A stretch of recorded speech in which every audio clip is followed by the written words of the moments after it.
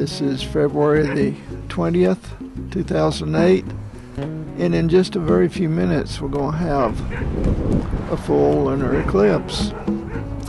Although the weather's not great for it, you can see the clouds going across the face of the moon. And I had to do a lot of editing on even this short piece of film because the clouds were coming and going. And we'd have to shoot through the holes in the clouds to get what we did. We've had recent lunar eclipse here. In fact, last year in 2007 in March, we had a full lunar eclipse and a partial one in August. However, the next full eclipse that can be seen from here in North Carolina won't occur until December the 20th, 2010. So we're going to enjoy this one as much as possible tonight. It's very cold out there, and cold and windy, and it was not as much fun filming this as it could be. There goes a cloud again. As to what causes an eclipse of the moon or a lunar eclipse, as the moon orbits the Earth once every 29.5 days. Most months when this occurs, the moon passes above or below the Earth's shadow and we don't have an eclipse.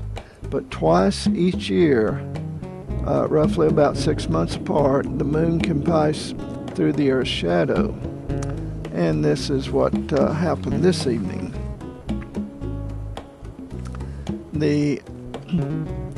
According to the local paper, the Asheville Citizen-Times, which is quoting the Pisgah Astronomical Research Institute,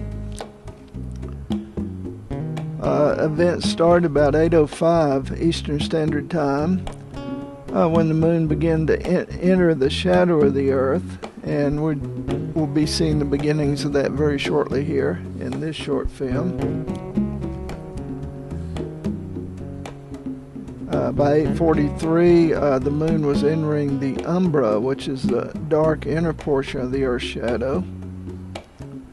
And at 10 p.m., the moon was completely within the umbra, and the eclipse was considered to be full at that time.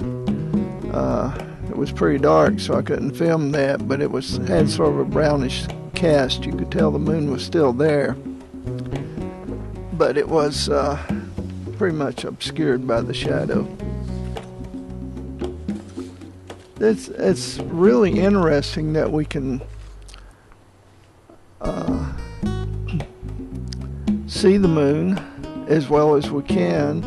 I'm using a high definition camera to film this with, but it only has a 20x lens, which won't let me quite reach out the way I should to be able to see it, but we can see the craters on the moon even at this resolution.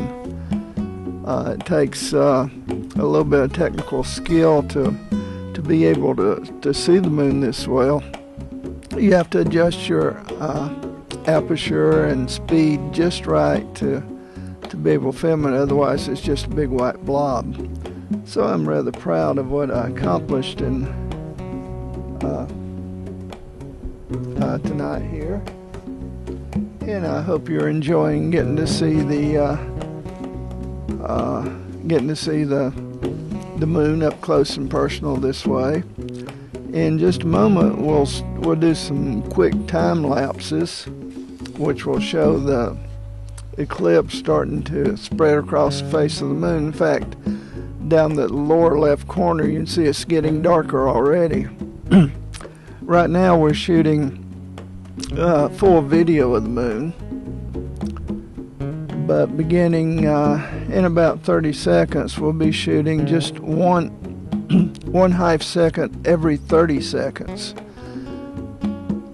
1/2 second every 30 seconds. In other words, time lapse. Here we go. This is time lapse photography. And sometimes it really lapsed in time because we had to wait till the clouds went away again from the face of the moon. But you can see the shadow growing on the edge of the moon there, on the lower left-hand edge. It's about a third now as we get closer to the full eclipse. The reason the moon's moving, of course, is because it is moving. The Earth's turning and the moon's, which causes the moon to move across the sky. And I'm having to readjust the camera each time to start a new sequence of time lapses like we're doing here. So, this is Ralph Roberts reporting from Alexander, North Carolina, where we've just had a total lunar eclipse.